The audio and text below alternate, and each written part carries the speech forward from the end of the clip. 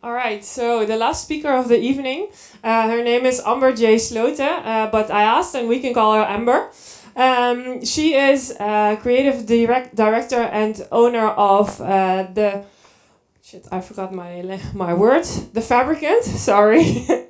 And what she does is she was one of the first in the world actually to finish her degree with a digital fashion line.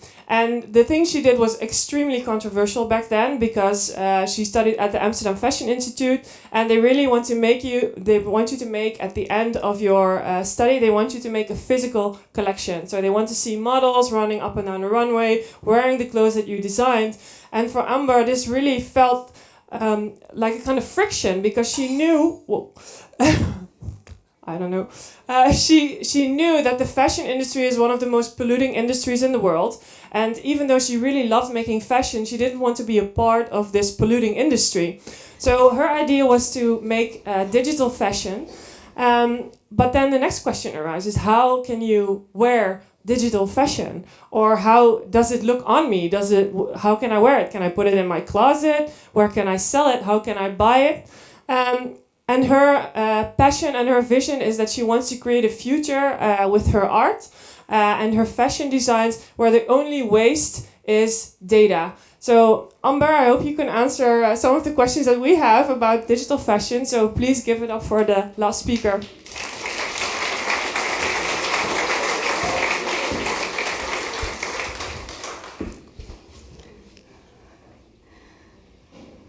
So, how do you run a fashion house without even touching a single garment? How do you make one of the most polluting industries in the world into one of the most sustainable? My name is Amber J. Slooten, and I'm creative director of the first digital fashion house.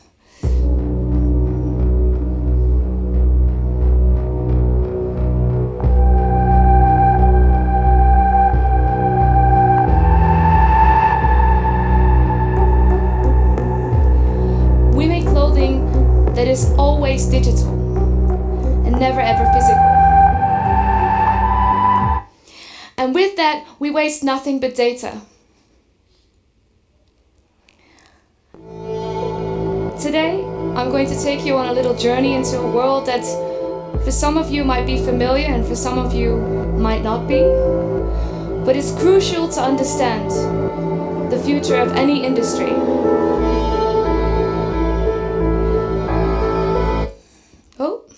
Oops. Perfect. All right. I just would like to start with a question. Who of you here has an Instagram account? Can I see some hands? Yeah, who has 2 Instagram accounts? Who has 3 Instagram accounts? Oh, that's still quite a few. That's nice. Who has 4 Instagram accounts? Yeah? 5? Yeah, there's still one person with 5. That's great. Okay, great. Yeah, you know, if this entire room would be filled with teens, the average account per person would be 5.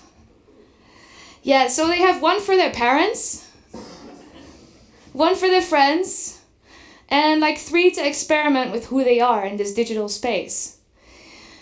And since last year, actually, all of these things started coming up. Like we had, for instance, digital influencers. I don't know if you know. Who knows this girl? See some hands? Yeah, this is little Michaela. She has 1.4 million followers on Instagram, but she doesn't exist. She's completely CGI. Now, there was another digital supermodel. This model is called Shudugram, and she like travels around the world for all kinds of shoots without ever leaving the room of her creator. This creator is a guy who's just like turned about, I think he's under 30, and he just creates this in his room.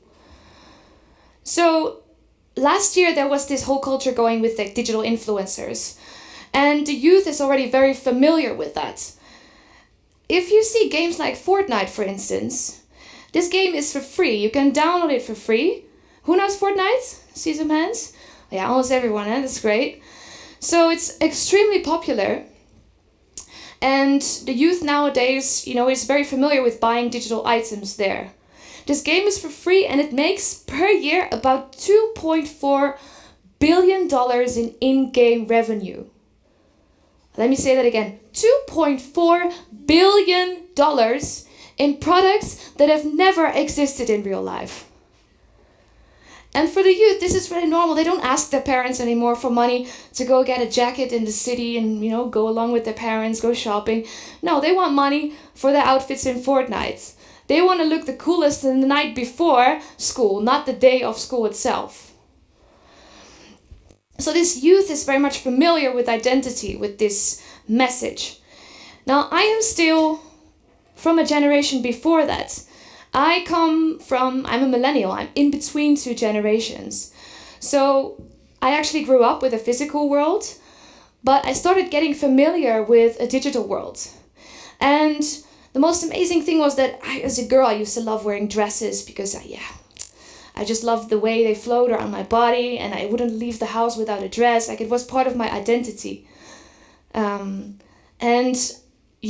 was just part of me. And I think every single one of you today made a choice about what they're wearing. And even though it's a choice like, I don't give a fuck, it's still a choice, right? It's something that you pick. And this is part of your identity. So your clothes are basically a language without speaking. It's a message. And this message is something that brought me to fashion. I loved it. I loved the fact that you were able to communicate in that way. And I started studying fashion because I loved the way that I could speak that language. But the message that fashion was telling was horrifying. Rivers in China are literally turning the color of the next fashion season.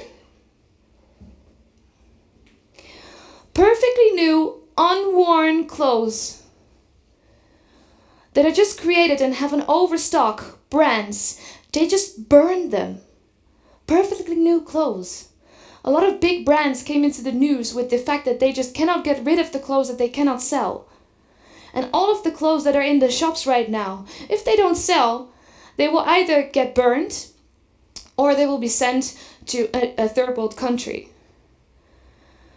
Even the clothes that you put in the bin, that they just, it's like, even oven mittens or just these old textile waste.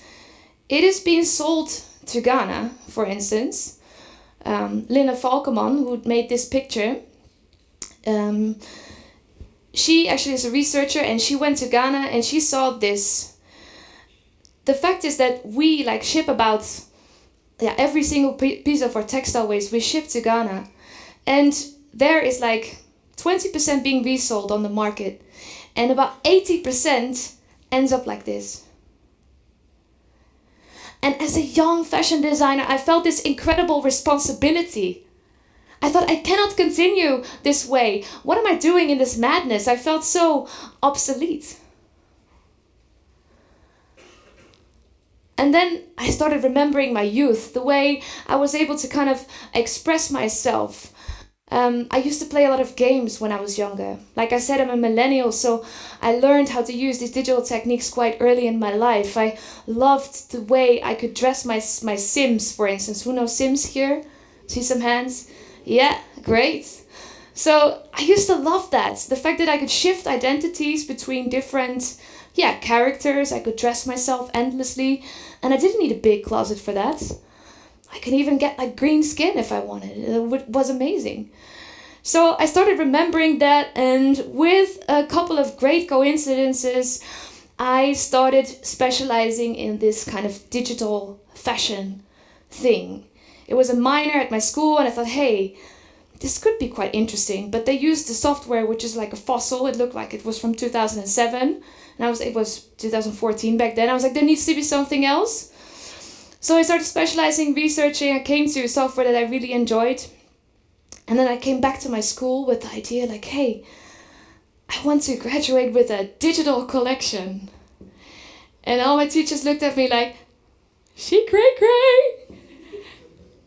Seriously, They told me to get your head out of those VR glasses, Amber, it's never gonna work. You know, fashion is physical, you need to touch it, you need to feel it, it's never gonna work. But I thought our digital identity is almost more important than our real life one. So why is fashion still so physical? And yet here I stand, being able to graduate without touching any physical outfits, and even being able to show the graduate collection on Amsterdam Fashion Week back in 2016. So from this entire journey, like, I met the right people. I met my co-founder, Carrie Murphy, who is from a visual effects background and does everything with 3D. And he believed in the vision, like, hey, you know, why don't we do this together? And last year in June, we launched our first digital collection. On 3 different places in the same week. We didn't need any models. We didn't need any photographers. We didn't even need to get a guest list.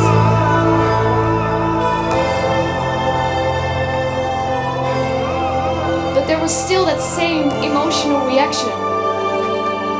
Because when you look at it, I even got the question that I want that, you know, I want to wear it, I want to have it. So, you know, even though it's really important, like brands think it's really important to have a physical fashion show, my question is why? Because, like, for instance, one of our pieces was featured on the Instagram main page last month, and it got, like, it's already more now, but it got over like 300 million views. And to compare, like, a physical fashion show, there's maybe 200 people there. And then the rest of the world watches the shows on Instagram. Everyone watches the Gucci show on the Gucci Instagram. So all of the images that are made on the show are more important to share. So then my question is, why not digitize that entire process? Because it would save time, money, resources, everything. Because it's the same emotional reaction. So we're taking the fashion industry towards a digital existence, which is fundamental to its consumers and to the planet. We need to take that responsibility. Like, we want to express ourselves, but it shouldn't cost the planet. So we are building a platform in which people will be able to wear our digital garments, and will be able to download them from anywhere in the world, and will be able to express themselves however they want to. Freedom of self-expression. This is a project we did for ID magazine. We never saw these girls. They're influencers on Instagram. We never saw these girls. We never touched the clothes. Yet still we were able to dress them. Dress. So we even release all of our files. Like, first, right now, the first iteration is we release all of our files online. So all of the outfits of the Deep collection that we released last year, you're able to download on our website and look into the files and see, hey, what can I do with it? A lot of fashion brands actually use this to educate whatever they do. And they get a lot out of it. And we work every month together with a new freelancer who kind of reimagines our outfit. And the most amazing thing is that we can work with materials that don't exist in real life. There's no gravity, there's no limitations. So I imagined this, like, new kind of fur. I asked the 3D designer, like, hey, can you redo that kind of fur on the pants? And this is made of internet cables and, like, all crazy materials. So these things are like a new form of expression, which I love so much. Because as Dan was saying, you know, fashion is becoming so much the same. So how are we going to differentiate into the future? You know, these beauty ideals that we talk about, like, they are so the same. Everyone looks like Kim Kardashian nowadays. But in our world, you can have purple skin and red eyes and not thick lips and, you know, nice cheeks. It can be different. Something that cannot be done in real life. It cannot be done with plastic surgery. Or maybe you should tattoo your whole head. I haven't thought about it. Yeah, so our intriguing 3D fashion narratives exist beyond the realm of the endless possible, as we say. And we also want to help the industry go forward, right? Because they can see us as this, oh, nice, high-flying digital fashion house. What do we do with it? But we want to actually help the industry to go into this digital direction. For a big retailer in Hong Kong, we created a digital collection for their 30-year anniversary pop-up store. They asked us to animate all of the clothes for the brand. And this is like a lot of brands, Off-White, Julius, MSGM, Marcus Almeida. A lot of different brands are in this campaign. We never talked to the brands. We never needed any models. We were just in our studio in Amsterdam creating these kind of visuals. And with just the tech packs of the clothes, which is just a technical file they would send to the factories normally, we were able to create this.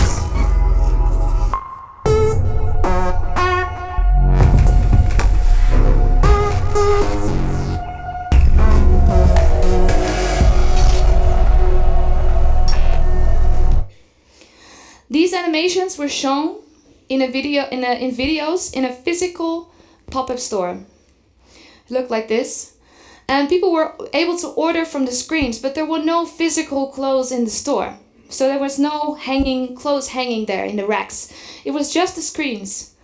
And it was to try out if people still actually need to touch clothing before they buy it. Because that's how normal commerce works in the shopping streets.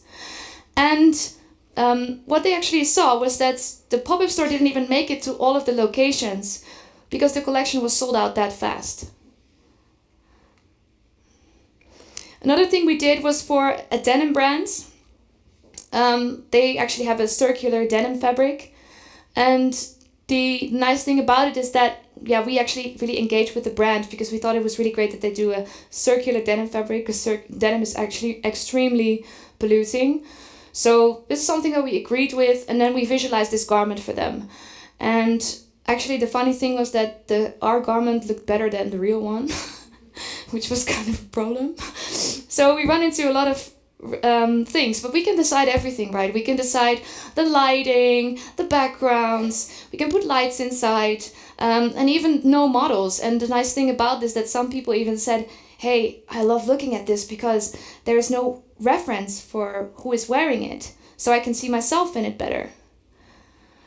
So we use the highest resolution screens and not scissors and cutting tables.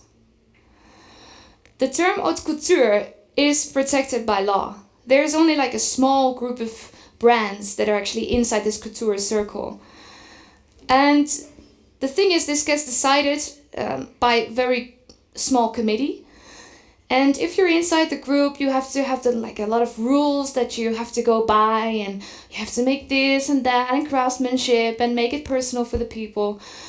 And the thing is, these rules were set up in the 19th century. But what if you make clothes that exist outside of ideas of the 19th century?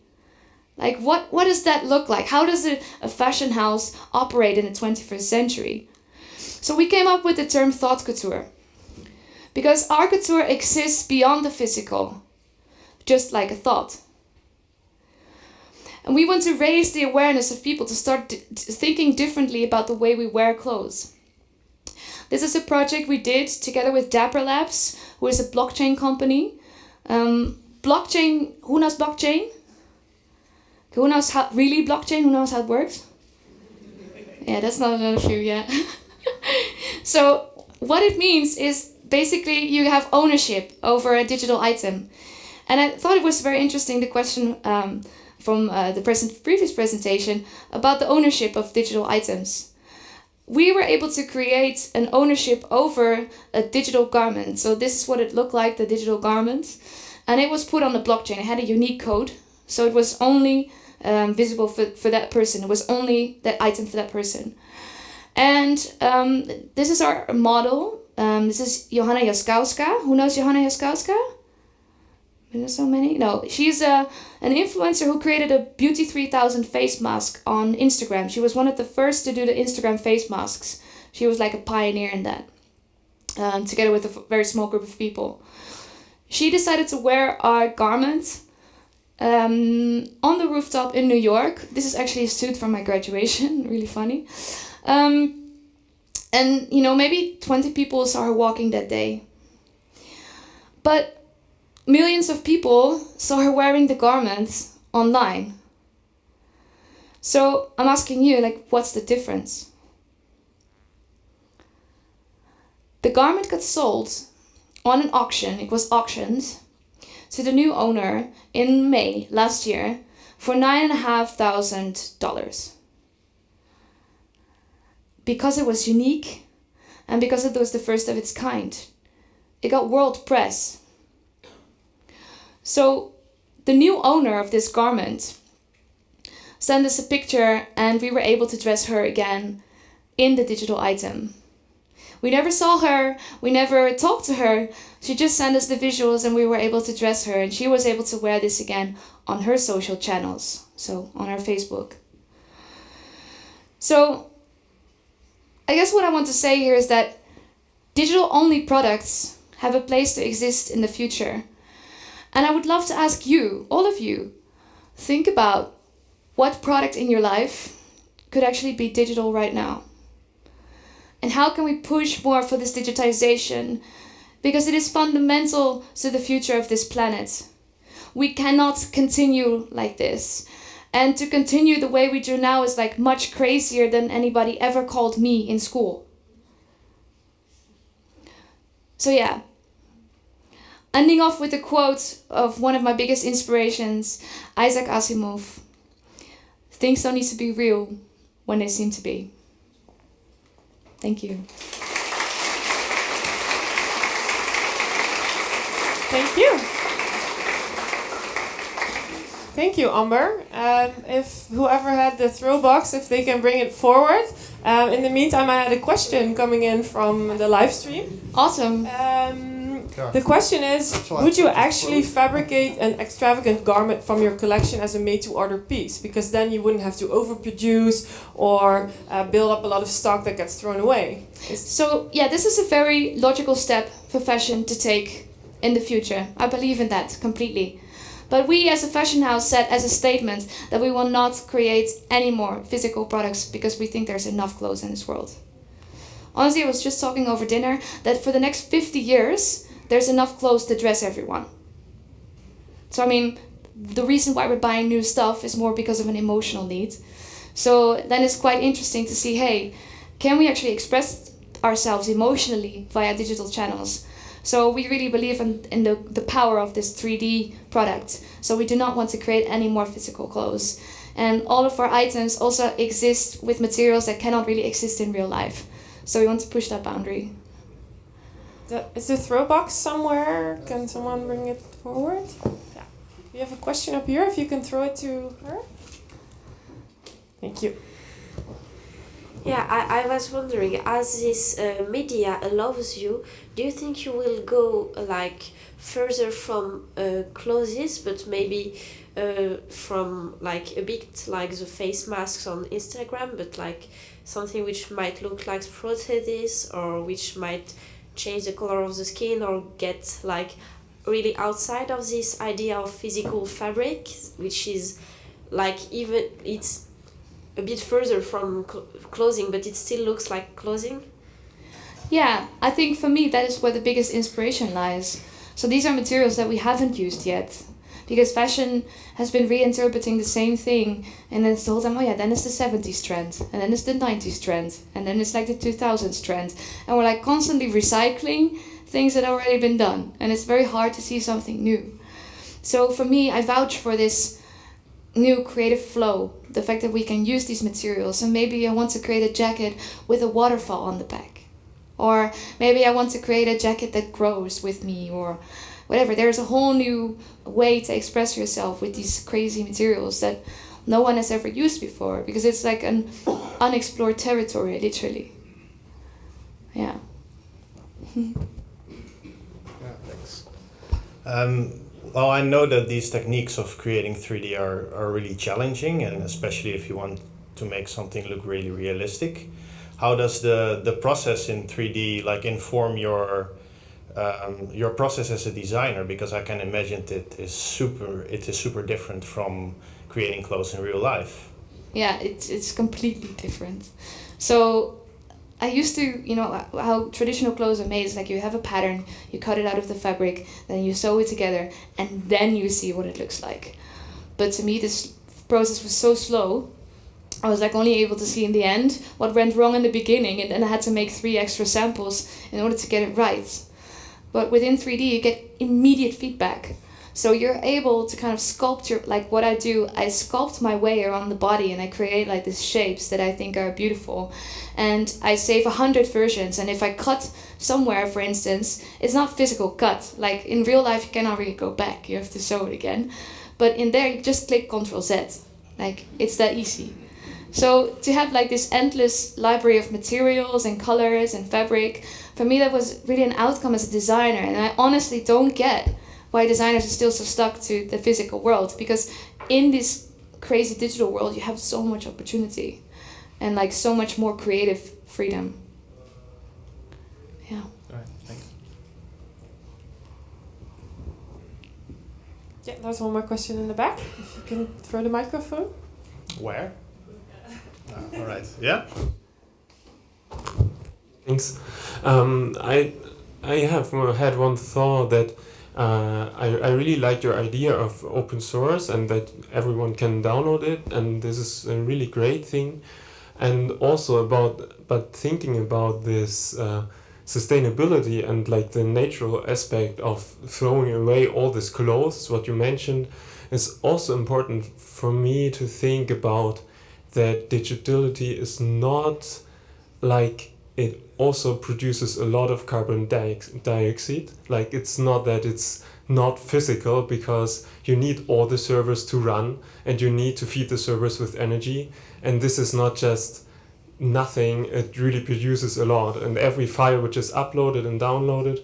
So I think this is a great like exploring in this world, but we still have to think about this and have to find a solution to for this, because the server need energy. Yeah, totally agree. And we've already been thinking about this. For me, the first step is to change this sick system that is called fashion. And then we can see, okay, what can we do to actually, we, for instance, use green energy, whatever, anything that we can get our hands on that makes our process less impactful. First step is just stopping the chaos. And then we can think further. But I think if the whole world would already wear more digital clothes than physical ones, we would already save so much. Yeah, it would be much better. I don't know if that really answers. Right. Good. Thank you. I think that's the last question for today. Amber will also be around for some drinks. If you have any other burning questions, you can ask her. If you want to see more of her work, she is nominated for Dutch Design Award. It's on exposition in the Fame building on Strijp S. So please go and check it out and give one more hand of applause to Amber.